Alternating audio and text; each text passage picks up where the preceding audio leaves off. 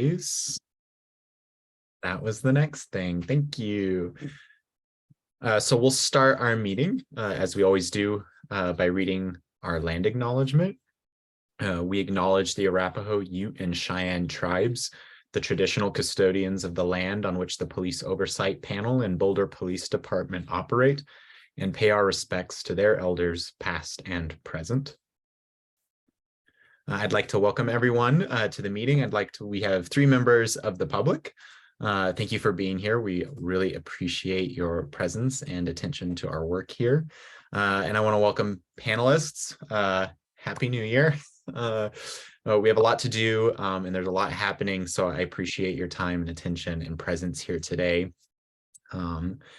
And for any members of the public with us today, please, if you have any questions in the during the meeting, please use the Q&A for those. We will not be watching the webinar chat for those, so you can drop into the Q&A, and our panelist Hadassah is going to keep an eye on that for us. But we do have, at the end of this meeting, our usual public feedback segment, so you can also hang on for that at the end of our meeting. Also, members of the public, if you have a complaint against an officer of the Boulder Police Department, in order to submit that complaint for this panel and the independent monitor to review, our web address is bouldercolorado.gov/services/police-oversight. Also, our panel email address, if you want to get in touch with us about issues outside of a complaint, are policeoversight.panel@bouldercolorado.gov. I'm going to read through our agenda for this evening, January 12th, 2023. We'll start with approval of our December minutes. We're going to get a status report on our new member selection process happening right now. We'll also get a status report, and we have some decisions to make around our co-chair selection process coming up. We'll also get a status report on hiring our new independent monitor. We will then go over our 2023 panel meeting schedule as it stands now. We're going to talk about our panel training coming up. Then we'll get committee reports from our Community Engagement and Communications Committee, our Governance Committee, and our Legacy Review Committee. We'll get our update from the Interim Independent Police Monitor, their full report. The panel will then do a selection of our cases for full review. And then at the end, like I said, we'll have public comment. Sorry, back to my notes. Panelists, any questions, comments before we kick off on the agenda? Cuckoo. In that case, we could turn over to our December meeting minutes. Can I get a motion, or does anyone have any corrections or adjustments that need to be made to the December meeting minutes? Just giving it a sec. In that case, can I get a motion to approve the December meeting minutes? A motion to approve. And a second? Second. Thank you. And all in favor, give me hands. Thank you much. That's a majority. Minutes are approved. Thank you. And so I'm going to hand it over for an update on our member selection process. I'll actually hand that over to Amy Kane with the City of Boulder. Thanks, Amy. Yeah, my pleasure.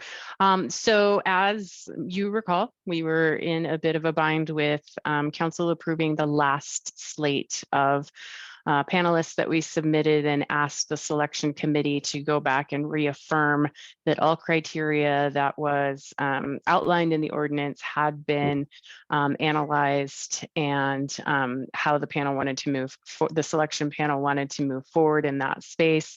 The selection committee all reaffirmed that is the panel slate they wanted to present to council, and we were asked to bring that slate back to council on January 19th. So we got the memo all prepared, got it all submitted, and earlier this week we had one of the panelists who had been selected withdrew from the process. So the selection committee has been trying to determine who it is from that original alternate list who they wanted to bump up to be a panelist, and then determining who from the list that was not included in the alternates, who they wanted to bump up to be an additional alternate. As you recall, we needed to have 4 alternates. So we have identified another alternate. We are reaching out, one, to the panelist who was bumped up from alternate to a panelist. If they were still interested in that, they affirmed that today. The person who was selected to move up to be an additional alternate, we have not yet heard from. That memo was due to council at noon today. We got a clear to go at 6 that we did not get confirmation. So I will be waiting to hear if that that person is still interested.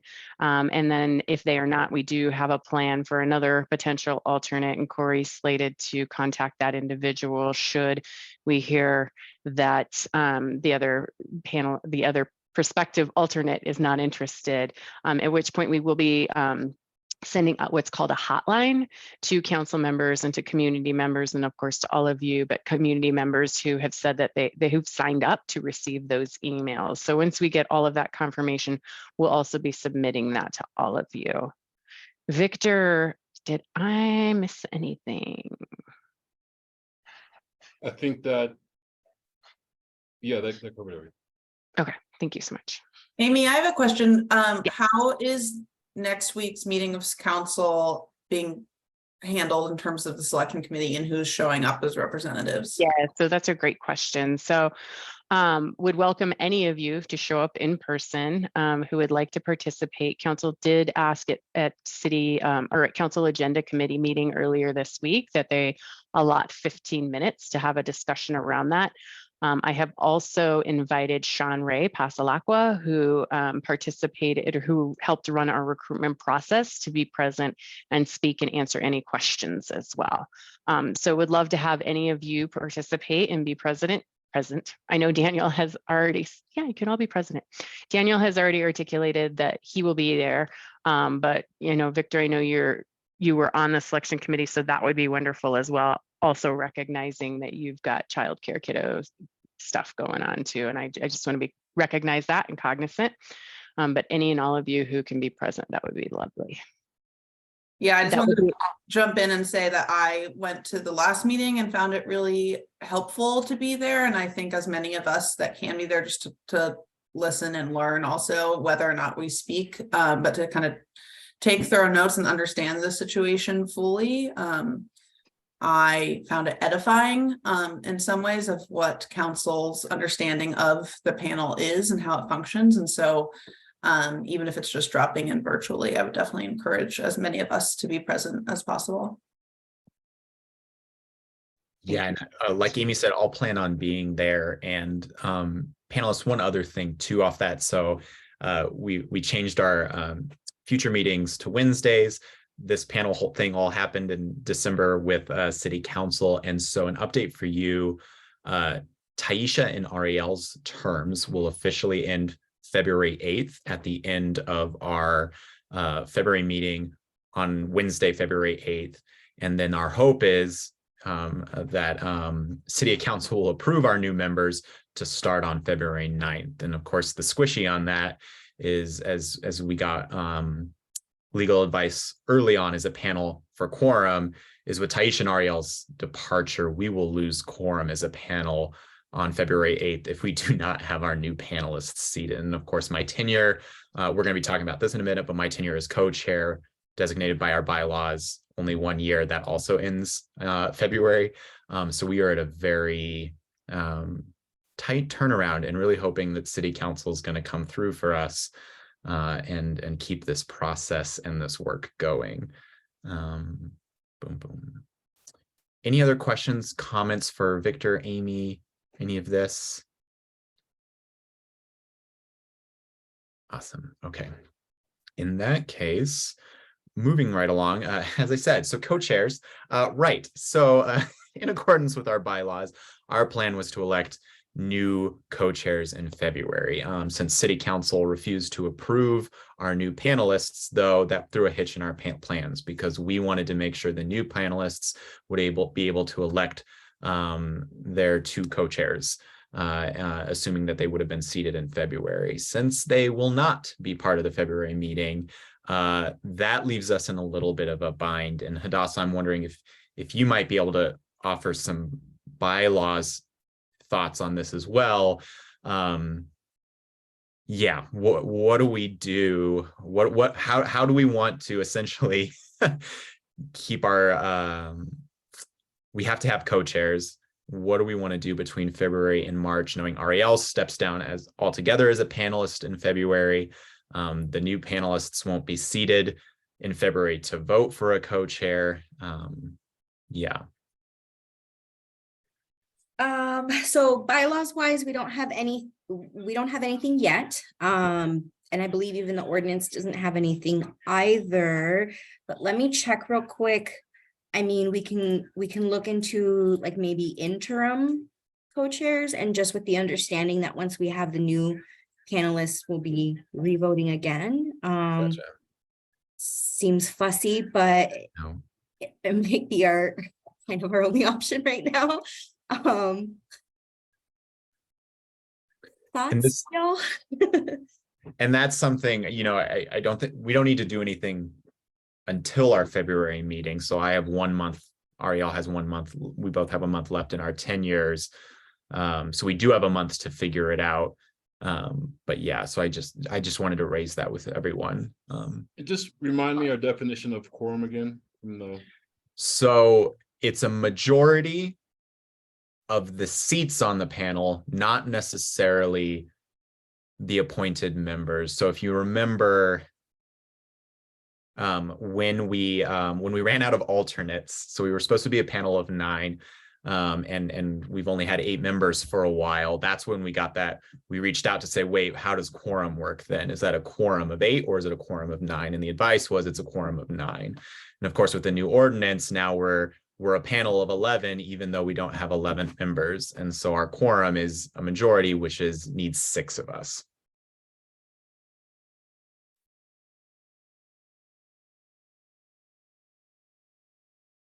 To conduct the panel business as a body. Maybe I should clarify. Yeah, and that's my understanding from the legal advice we requested and received. Any thoughts on co-chairs?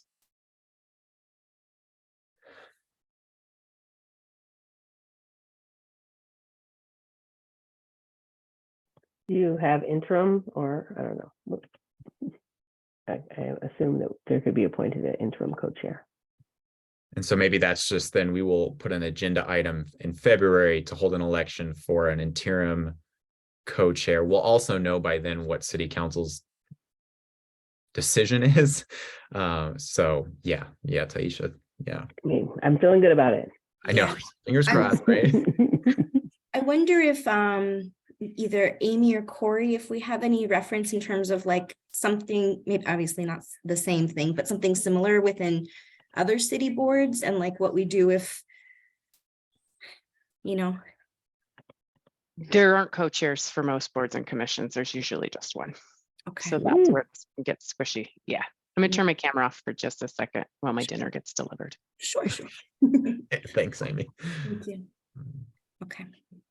And I'm sorry, I don't, Hadassah, but I can definitely look into it and kind of do some research online of what other committees do. I don't know how that affects with how the bylaws are written for this committee, though. Yeah, I mean, we wouldn't, it would be more like once we decide something, we can implement them into the next revision of the bylaws, since we don't have anything to cover it. But yeah, I think for now, just to have a little bit of knowledge of what standard is for the city of Boulder would be helpful for us. Yeah, and we can check in also with our legal counsel on that, but Right.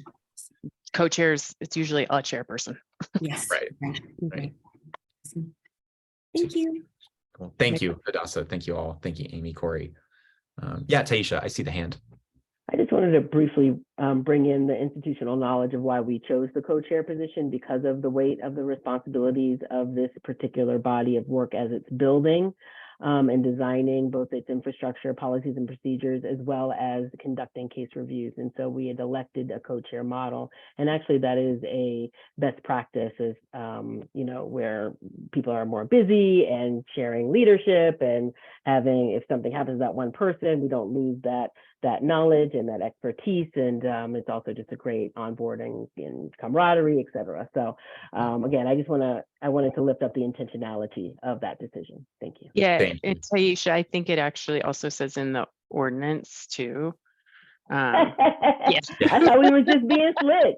I thought we was being innovative. We Look were. at y'all. Look at y'all being innovative. Yes, and. It's in us. Yeah. Yeah. The It was spirit of before the you work said- was in all of us. Exactly. But I think that's some of the exactly Hadassah, two things. Yes.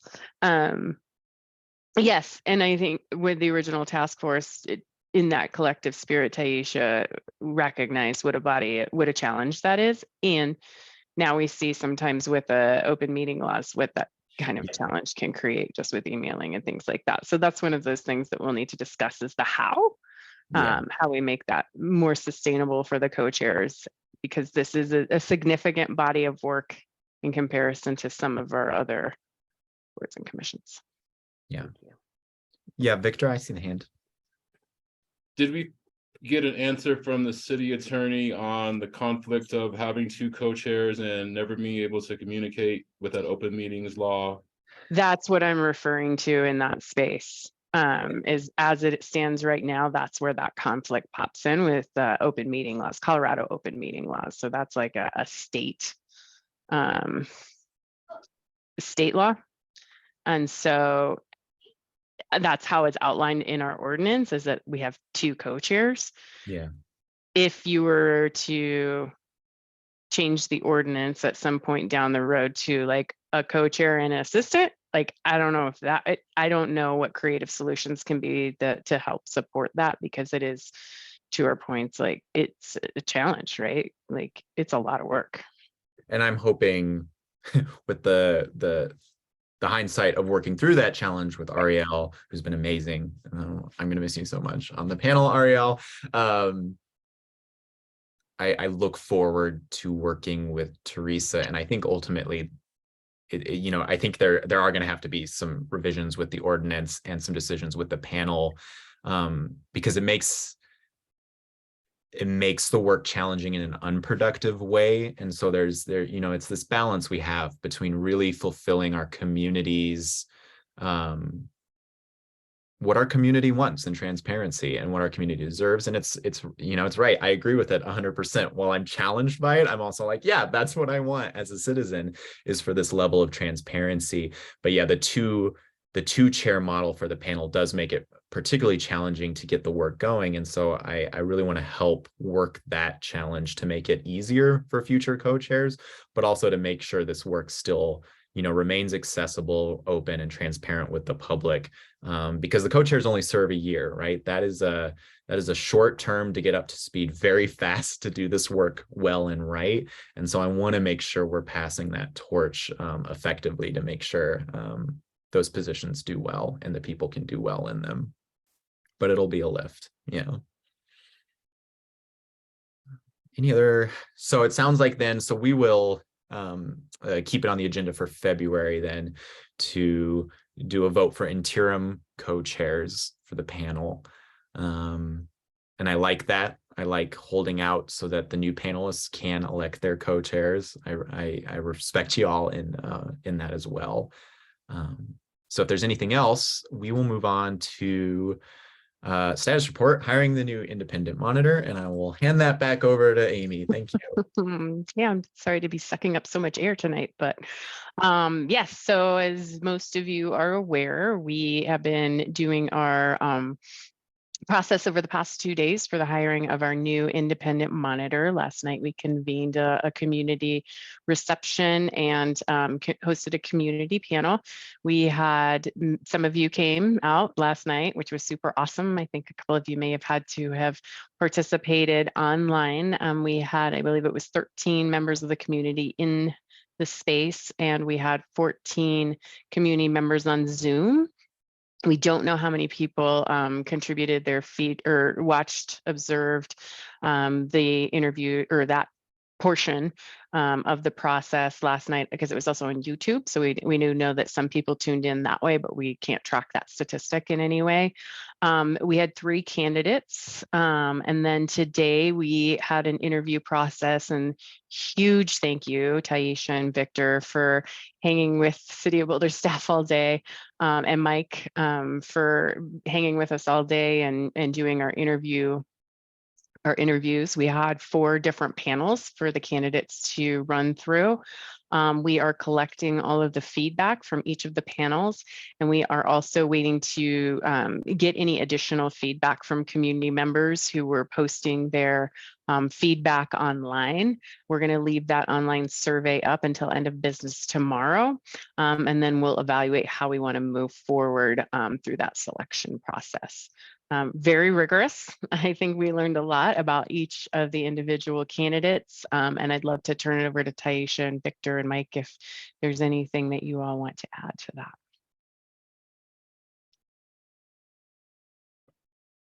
Just appreciated the opportunity to be involved in that way and to be able to participate both in the community event and the pre-event, and as well as to hear them twice was really incredibly helpful.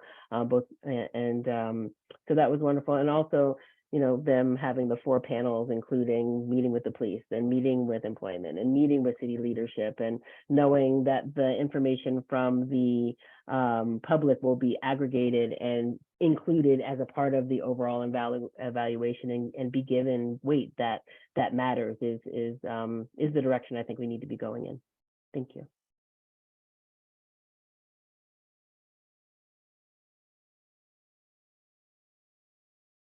You may notice that Victor and Mike and I are a little glazy-eyed. It was just nice to see just how in depth the process was, and having, was it Rimpleus, or the name of the agency that did all the reporting and put the packet together, and having that community meet and greet before the interviews. That was just it was just great. So at some point I felt sorry for the candidates having to go through 24 people in a day being interviewed back to back after having to do a public presentation. But we also got to know them a lot better than we ever did in the past, and doing it during COVID times. So if we don't come to a conclusion, then we may have to do this again. I hope we don't, but if we do, then again, I just invite everyone to participate. And it was nice meeting Michael face to face, so I'll pass it off to you. I would just echo what Taisha and Victor has said in relation to other monitors and how the selection process has worked. The community involvement piece was remarkable and I think helpful.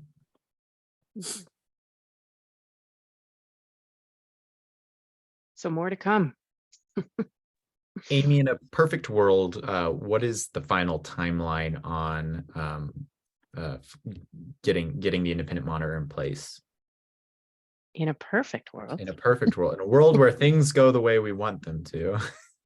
Yes, that world. So in a perfect world, next steps would be that we would then reach out to the top, unless there's any follow-up. So if there was any follow-up, we would reach out to the candidates to ask any follow-up questions, because that was also part of what came out of some of the community feedback, and part of the survey was like, is there anything you'd like to follow up on? And we tried to follow up on things that we had earlier in the day as additional questions.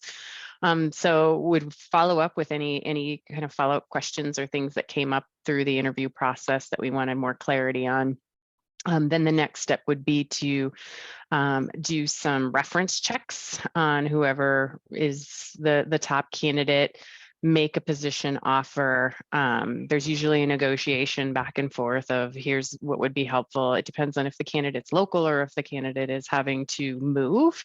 If the candidate is having to move, it usually like to give them about a month lag time, because that takes obviously a lot of work to have that happen. If they're local, it is much easier and quicker. And then it's also what makes sense for that individual in whatever type of notice they need to provide for their current employer. And then we try and get that rolling right away. So usually about 4 weeks. In a perfect world, 4 to 6 weeks, right? But it's our world. So more to come. Yeah. Great. Thank you, Amy. My pleasure. All right. If there are any other questions or comments, I will hand it. Corey, are you our BPOP meeting schedule go-to? I can be, Amy. Yeah, Or that would Amy? be great, It's- actually. So what Corey has done is she's put together a calendar, a schedule like we had last year for all of the upcoming regular meetings. So we've determined at our last meeting, I believe that on Wednesdays is when we're moving to. And so that's why it's February 8th for the next panel meeting for the full panel. What I think we're weeding on from advice from all of you and co-chairs for the different panels.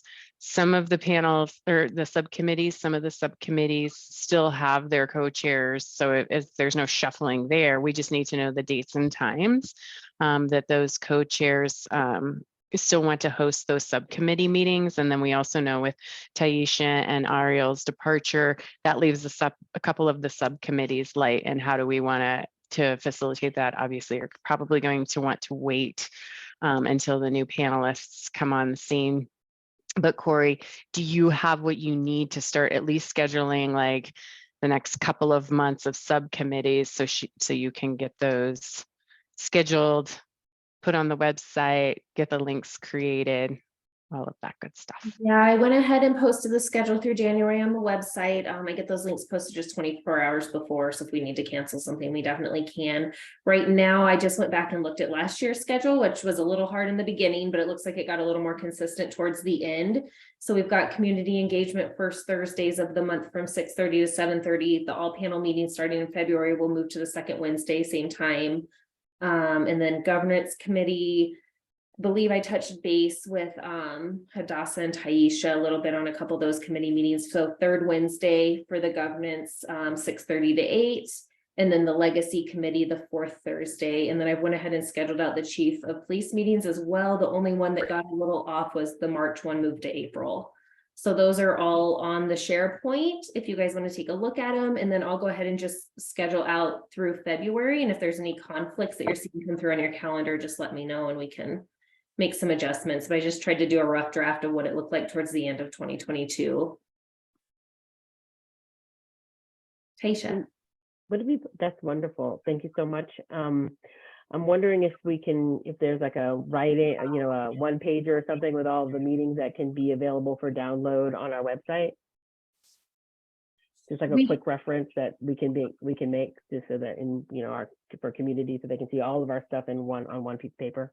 Yeah, I could definitely do just kind of a subsection of when those are planned, like just saying first Thursday, second Wednesday. But they do come out about a month ahead of time in the scheduled meetings. I try to load on a whole month at one time so that they're all there on those next meeting dates. But I could definitely do kind of a little, here's It when would we're really be expecting helpful. them for the And year. as I said, the outreaches committee is happy to help with that as well. We have one more meeting before we roll off. So would love to support you in that. Okay, yep, absolutely. Yeah, we can do kind of a little, here's when we plan on them being, which of course, that changes around the holidays and things, but we can do a general. Asterisk with, Yeah. check Hopefully here it'll for take place. updates, frequent Yeah. updates so that you give monthly, but thank you. The calendar for the Always real check in. schedule. Yeah. Always check the calendar. Dates subject to change. Yeah, there you That's go. the word I was looking for. Yeah. That's why you're comms, man. That's why you comms. Yeah, I can definitely get that out on the website. Thank you so much, Corey. Yeah. And governance is usually from 6 to 7. Oh, But the third Thursday is perfect. okay. Yep, I'll get that changed. Thank you. Yeah. Hadassah, do you still want to keep on that just from a council perspective? For now, for now, let's keep it. Right now it's just me. So we Got can I'm gonna wait until we get the panel, more panelists, and then we can as a group decide what works best for the group. Perfect. Thank you. I think that would be the approach on the timing with the legacy committee as well. Mm-hmm. Yeah. Awesome, Chico. Yeah, I think for legacy, we wanted to maybe just keep the next one, and then we can decide more than that. Does that sound like what we wanted to do, Chico? Yeah, Okay. that's good.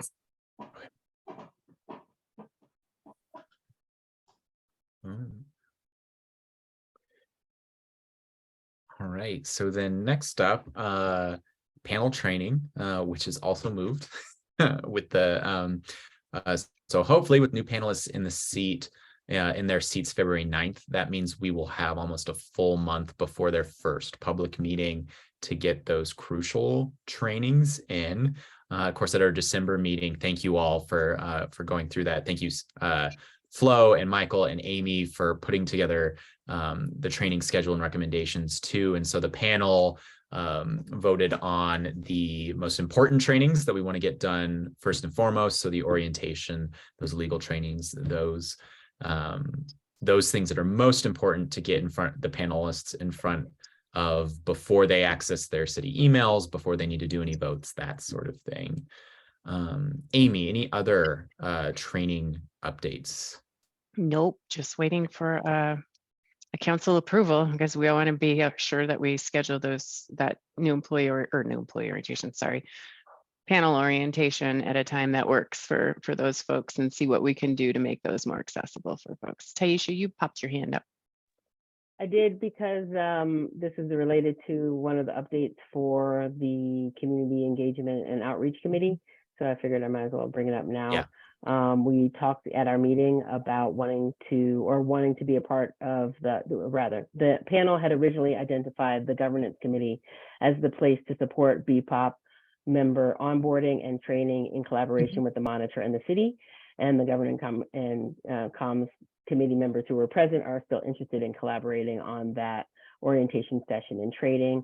Specifically, we discussed our interest in sharing BPOP history, bylaw creation, implementation, revision, BIPOP committees, and being a part of the training based on interest and availability. Thank you, Taisha. Yeah. And thank you, Hadassah, too. I mean, for holding down the fort as a sole member of the governance orientation meeting. And of course, all of us, reach out when you need help and support Taisha and Hadassah for preparing those as well.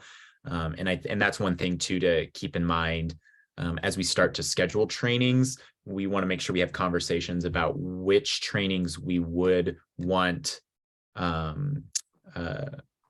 rolling over panel members, existing panel members to go to. I think the orientation would be a good one for all panelists, but there may be trainings down the line that, we've already done before. And so that's more of just a new panel training. While certainly I know all trainings will be open to any member of the panel too. Let's make sure we're having those conversations as well, since this is really the first time that we are doing this. We're bringing on a new panel as a panel, so we want to make sure we're passing that torch. So yeah, Chico. Yeah, so this sounds like it's going to be an annual thing, right? I think so. I think I'm watching you, Amy. Because we were Ariel and I were talking with Joey, the former police monitor, last year about this with the student one-year terms, and the way we've seen the reality is you all know, so this is for members of the public, this is hard work, and it's work that burns people out. It can be too much, and we have to acknowledge that. And for that reason alone, we did double the number of alternates so that hopefully we don't end up in a situation like last year where we can't fill the full ranks of the panel because we've run out of alternates. But I think we should plan on potentially having, to do recruitment annually for new members and new training. And so I think that's just something to be prepared for. I think not having to do recruitment every year would be an exception to the rule just on how things have gone.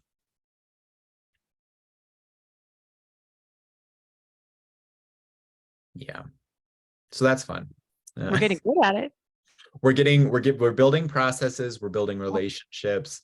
And like we've discussed too, that's more opportunities for, as the ordinance stipulates, the selection committee, which is this independent body that appoints new panelists, half that committee is community organizations. And so that's more opportunity for those community organizations to have their voice in this work and to be appointing members. And so I think that's also that's a benefit of that turnover as well.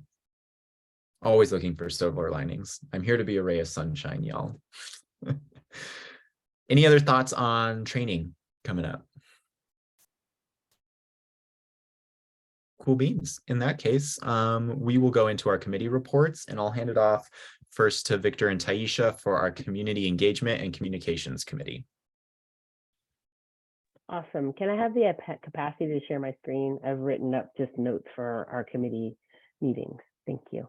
And then I'll share a PDF of it after, so it can be included in the official board book or panel notes. Oh, thank you. That was good. Okay. All right. So we've already talked about the meet and greet. Sorry, I'll move it that way. We've already talked about the meet and greet. And there's a great little cute shot of us. It was really lovely, and hopefully we can. Is there a deadline for when people need to use the QR code for feedback? We were going to remove it tomorrow, end of business. All right, so tomorrow, and it's not too late. If you had a chance to look at it and you want to provide feedback, now is the time. So yes, it was really wonderful. And as mentioned, myself and Victor got an opportunity to participate in the panel as in the committee panel, and happy to know that there were so many, that there were 4 other panels and that the information will be shared. We already talked about the orientation and the interest there. We wanted to thank Hadassah for joining in the interim art committee.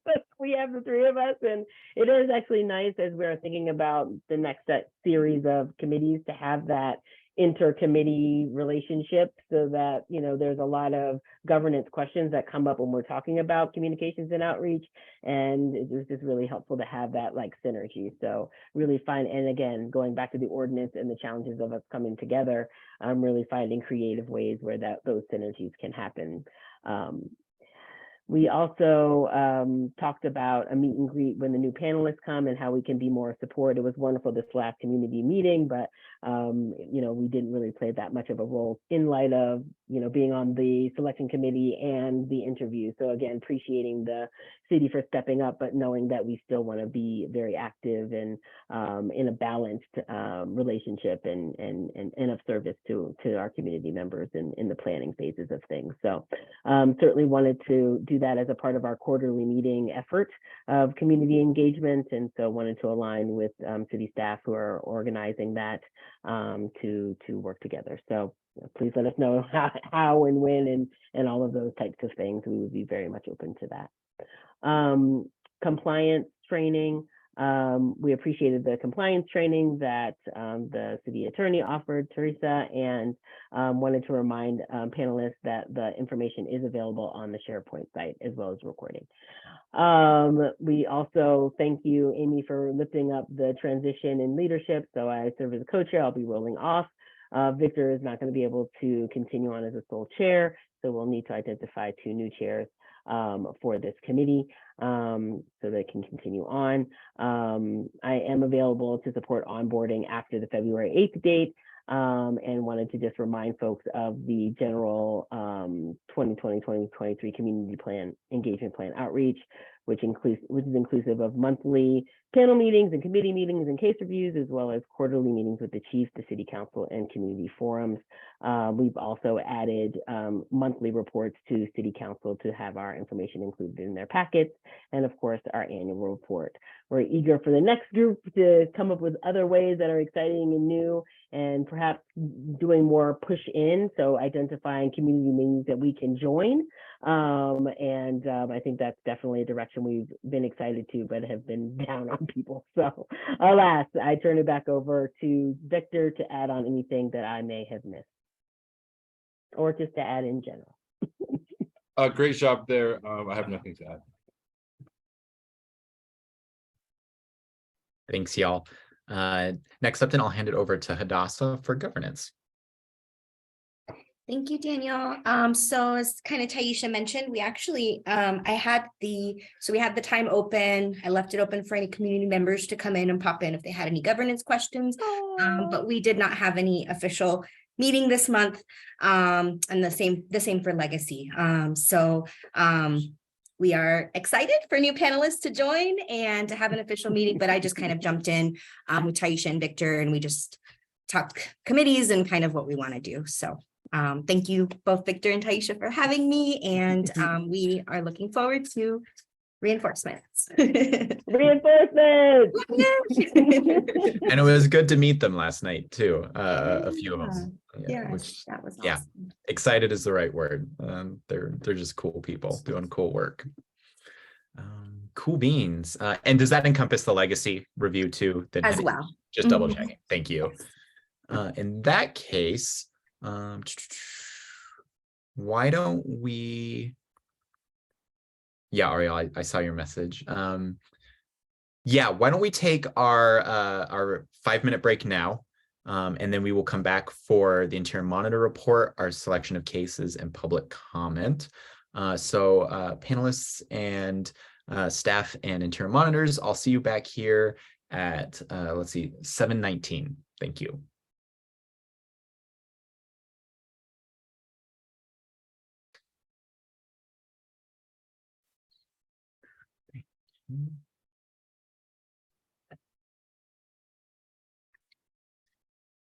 And I will hand it, Ariel, our other co-chair, will be doing the rest of the meeting, but we will start with Flo's report.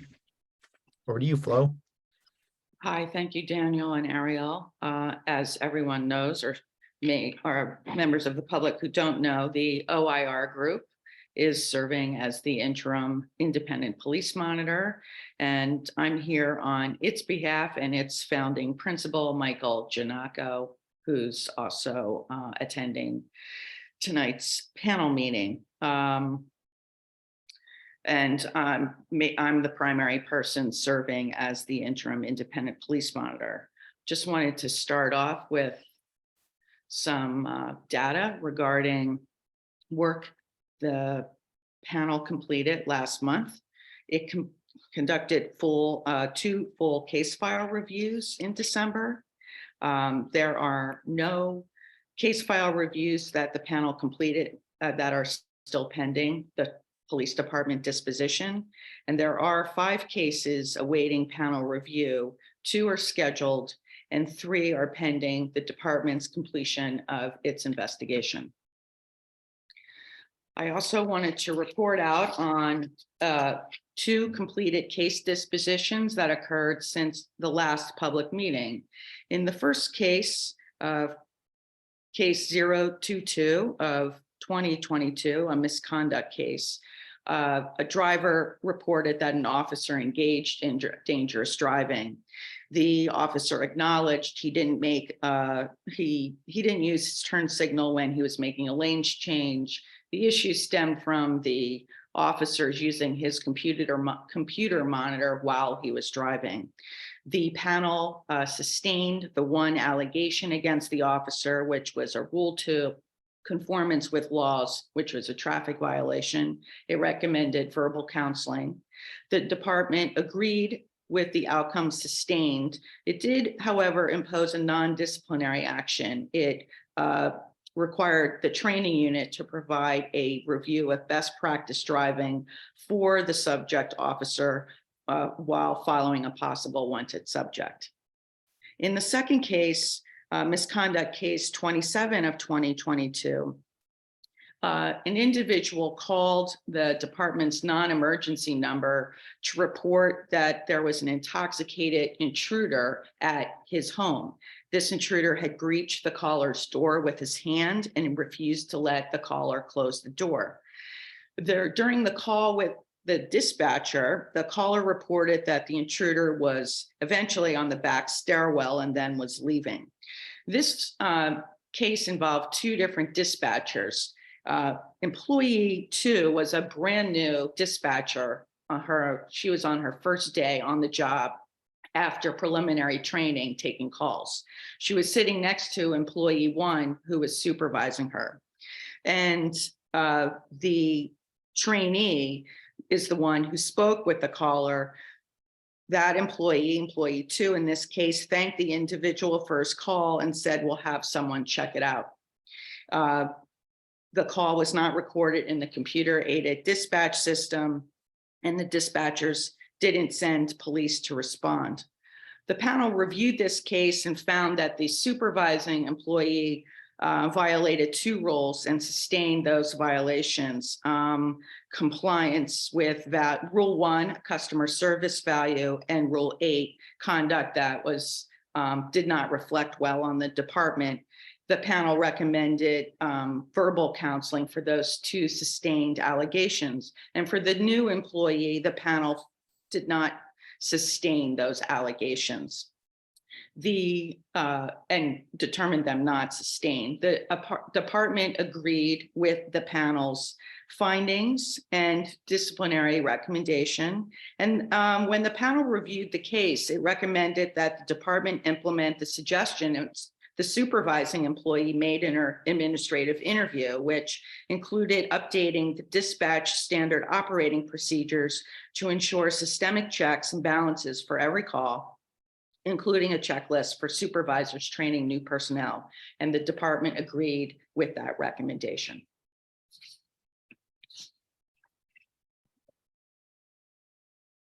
Just to report on some new case statistics.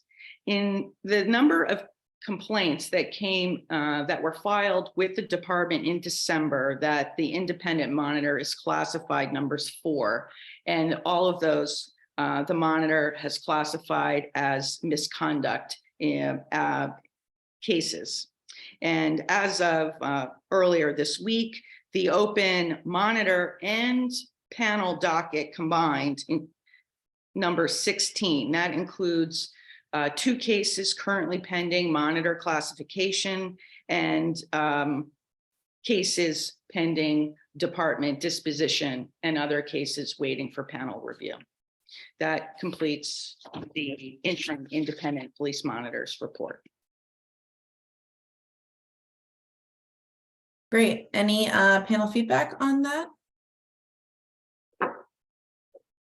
Okay, so then we will move on to selection of cases for our review. And just so for the public that's on as well, these are case summaries. These are not complaint summaries.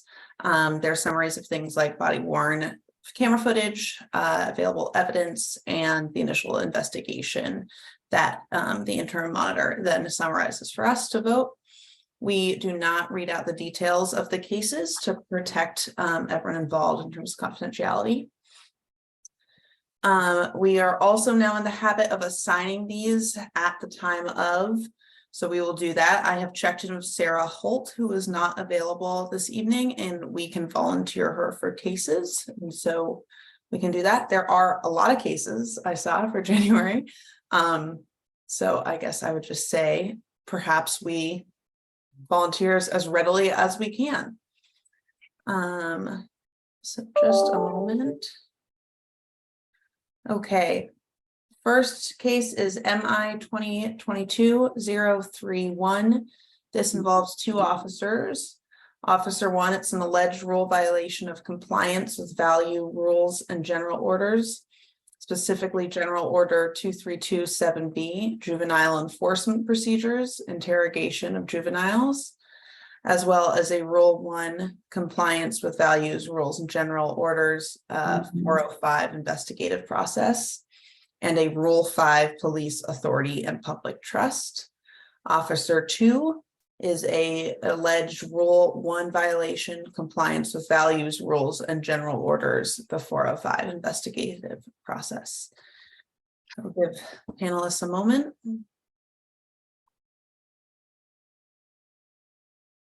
I see a show of hands for all panelists who would like to review MI 2022-031.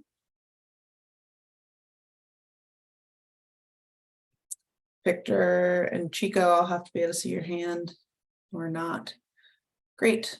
Okay, all panelists who do not want to review MI 2022-031. Okay. Would anyone like to volunteer for reviewing this? Yeah, I would like to be on this one. Okay, that's Chico and Daniel. And Hadassah. Thank you. Great. Okay, moving on to MI 2022-032. This is an alleged violation of Rule 1, compliance with values, rules, and general orders, specifically General Order 202, investigative responsibility and case assignments. Show of hands for panelists who would like to review. Give you a second also, sorry. Okay. Sorry, did you say 32 or 20? MI 2022-032. Perfect, thank you. All right, show of hands for who would like to review. Okay, and all of those who are not interested in reviewing this case further. Okay, so MI 2022-032 will not be being reviewed by the panel. We are going to move on to MI 2022-033. This also involves 2 officers. Officer 1, there's an alleged violation of Rule 1, compliance with values, rules, and general orders, specifically 201-2, report writing, as well as a Rule 1 General Order 203A1, investigative responsibility and case assignments, as well as a Rule 5, public authority and public trust. For the second officer, the alleged violation is Rule 5, public authority and public trust. All panelists who would like to review MI 2022-033, can I see a show of hands? Okay, I see 1. All those against? All right, so MI 2022-033 will not be reviewed by the panel. Next is MI 2022-034. There's an alleged Rule 1 violation with a General Order 405 investigative process. Show of hands for panelists who would like to review MI 2022-034. And those against, thanks, Hadassah.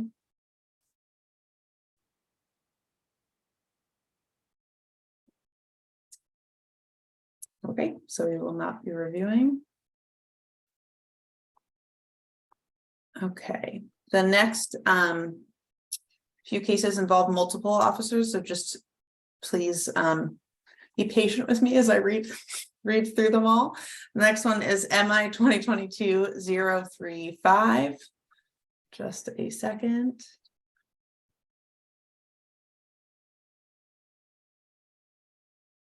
All right, so we have 6 officers involved. And I will just read them all in turn. So for Officer 1, there's an alleged rule violation of police authority and public trust, as well as Rule 1 compliance with values, rules, and general orders, specifically General Order 225 use of force. For Officer 2, an alleged violation of Rule 5 public authority and public trust, as well as Rule 1 compliance with values, rules, and general orders, specifically General Order 225 use of force. For Officer 3, there's an alleged violation of Rule 5 police authority and public trust, Rule 1 compliance with values, rules, and general orders, specifically General Order 225 use of force. Then for Officer 4, an alleged rule violation of Rule 5, public authority and public trust, as well as Rule 1, compliance with values, rules, and general orders, specifically General Order 225, use of force. For officer, did I say 4 or 5, y'all? 4, thank you, for officer 5. There's an alleged rule violation of Rule 5, public authority and public trust. Rule 1, compliance with values, rules, and general orders, specifically General Order 225, use of force. And finally, for officer 6, an alleged violation of Rule 5, public authority and public trust, as well as Rule 1, compliance with values, rules, and general orders, specifically General Order 240, in-car cameras, body-worn cameras, and personal recording devices. And Ariel, just really quick, it's police authority and public trust. Sorry, thank Yeah, you. I just wanted Police to, authority and public trust. just for the record. All right, give everyone a second with that one.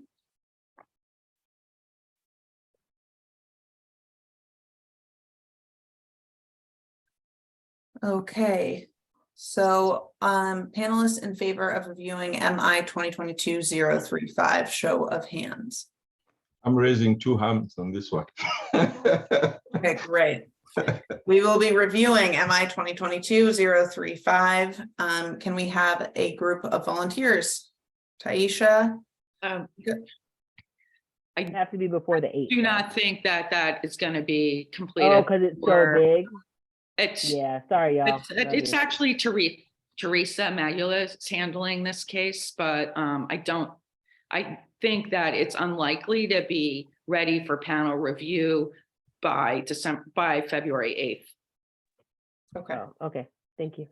Given the Alright. size of this, do we maybe want to wait for new panelists if they want to get on, especially if this is going to happen after February 8th, that we might ask for volunteer and assignments after that, just as a suggestion. Daniel, that's assuming that they would have gone through all the training, because Sure. this looks massive. Yeah, it seems like we wouldn't want to have it delayed because of Gotcha. new training too, so. Totally. So I saw Chico as a volunteer, would- anyone else? Daniel and Hadassah. And I think, yeah, we can just flag that based off of the size of this case, this is likely going to take some time to get everything together and organized in terms of a review. Okay, did you get that, Flo? I have it. Great. Thank you. Next, we have MI 2022-036. This involves 4 officers. I will go through each of them in turn as well. So for the first 3 officers, all have been alleged of violating Rule 1, compliance with values, rules, and general orders, specifically General Order 225, use of force. And for the 4th officer, there is an alleged violation of Rule 4, respect for others. All right, so all panelists who would like to review MI 2022-036, may I see a show of hands? Okay, so, and against? All right, so this case will be reviewed. Let's go ahead and put Sarah on it since we haven't put her on any other ones. I can jump on this one if you can get it done before February 8th. Now, Flo, don't think so? I just think that given how I've seen the panel schedule go, I just trying to be pragmatic and realistic. Absolutely, totally fine. Okay, so we have Sarah.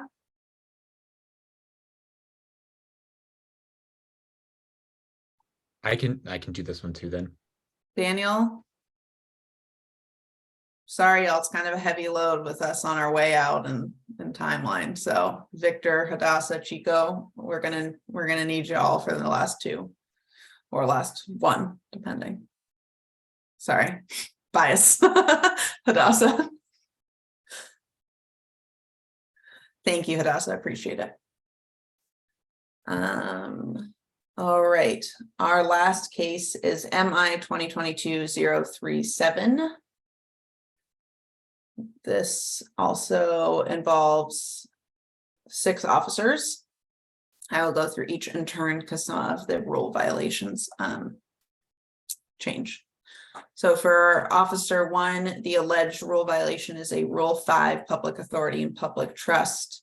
For Officer 2, the alleged violation is Rule 5 police authority and public trust. Sorry, Daniel, I don't know why I can't read that word tonight. The other one was also police authority. For Officer 3, an alleged violation of Rule 4, respect for others, as well as Rule 5, police authority and public trust. For Officer 4, an alleged rule violation of Rule 5, police authority and public trust.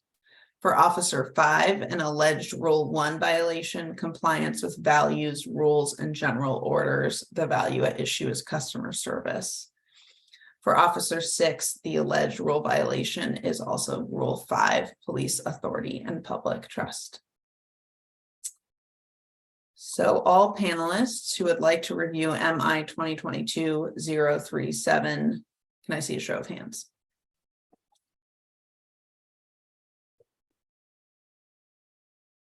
All right, and all those against? Okay, so MI 2022-037 will be being reviewed. Let's also put Sarah on that. That means that she'll have 2. And then we'll need the rest of you, Victor and Chico. Perfect. And then Flo, I would just note too, if any of these happen to get scheduled sooner and Taisha I can lighten the load for any of the other panelists. I think we are both, Taisha, if I can speak for you, are both willing and able if our schedules are able to. And so if that comes up, that we can get one of these done sooner and kind of alleviate some of the transitional pains for people, happy to take on an additional case review. Definitely note that, and I will advise Sergeant McNiven and Teresa Magula of that. I also wanted to point out that one case is that the panel had previously approved to review, which is, I think, pretty close to being ready to be scheduled.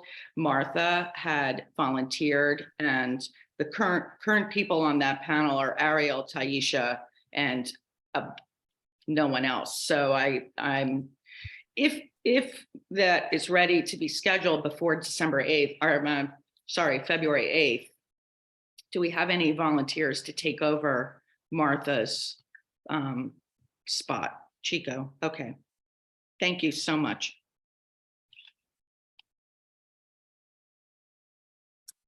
Okay, great. So with that, we have all of our cases for January selected. Sorry for some of my stumbling through them. It did feel a little bit like a actor's voice exercise or something.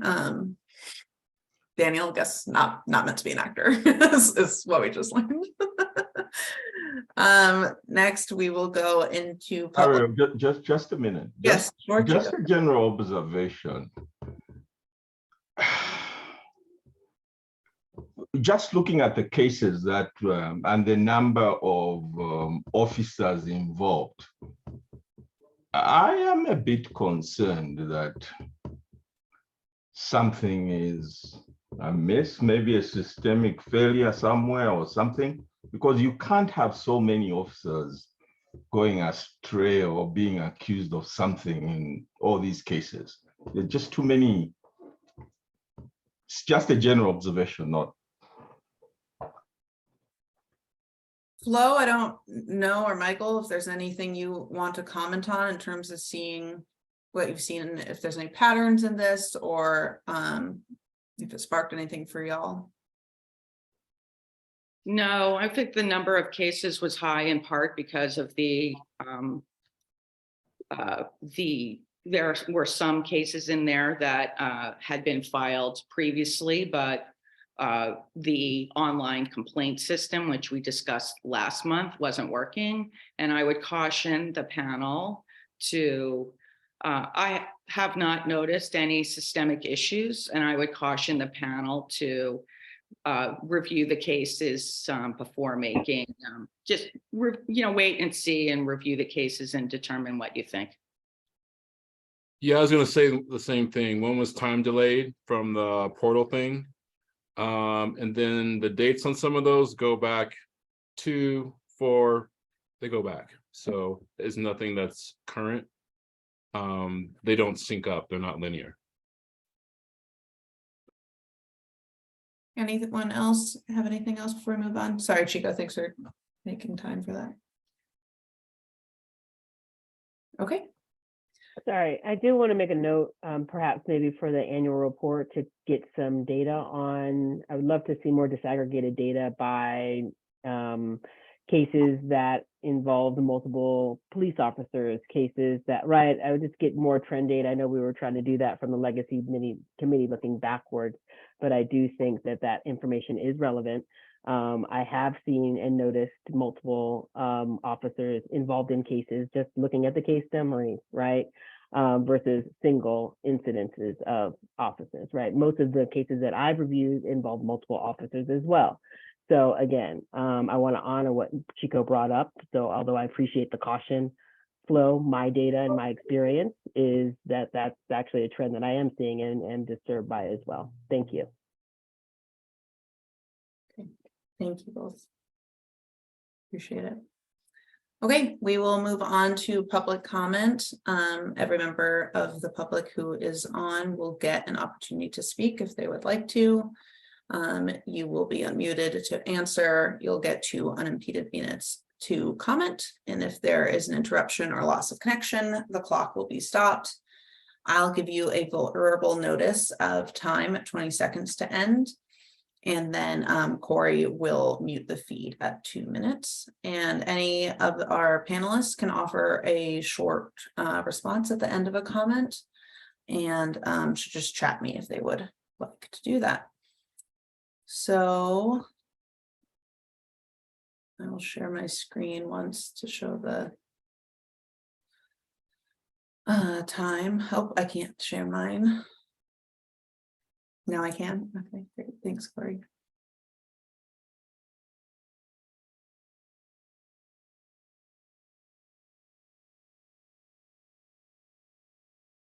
Oh.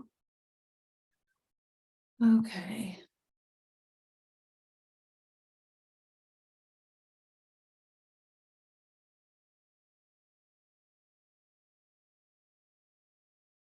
Oh gosh, now I have to see if I can see everyone. All right, John Herrick will be unmuted if you'd like to speak.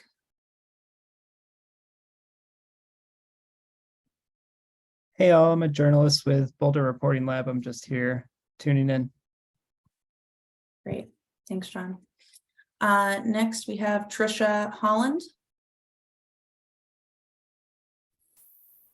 No comments from me. Thank you, though. Thanks, Trisha. Next, I just see Zoom user. Zoom user, you are allowed to speak. And if you could introduce yourself.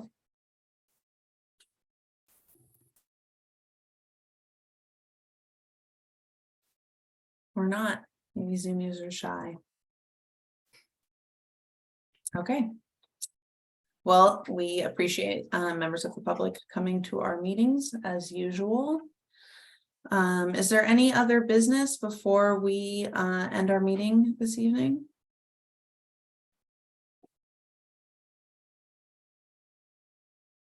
Okay, well, thank you. Happy New Year. And again, appreciate the heavy load with the cases that you guys are all taking on right now. So have a good rest of your night. Take care, everyone. It was great to meet most of you. Thanks, safe travels.